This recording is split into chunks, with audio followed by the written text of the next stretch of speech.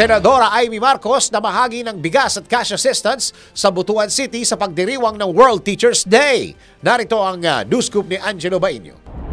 Para sa selebrasyon ng National Teachers Day, magkasama sina Senadora Amy Marcos at Vice President Sara Duterte sa Butuan City kahapon. Namahagi ang senadora ng mga sako ng bigas para sa mga guro sa Saturnino Urios University, Morelos Campus. Nag-abot din ng educational assistance si Senadora Marcos kasama ang ahensya ng Department of Social Welfare and Development. 2,000 college students ang nabigyan ng 5,000 pesos mula sa programang assistance to individuals in crisis situations ng ahensya. Binigyang importansya ng senadora na marami pa ring problema sa sektor ng edukasyon, lalo na sa iba't ibang sitwasyon ng isang estudyante.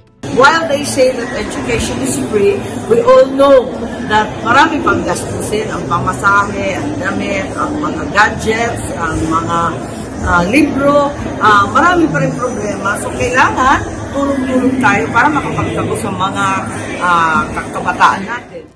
Pahayag ni Senadora Amy Marcos sa pagdiriwang ng Teachers Day sa Caraga State University. At yan ang aking news scoop. Ako si Angelo Bainio, nagbabalita ng tama, naglilingkod ng tama.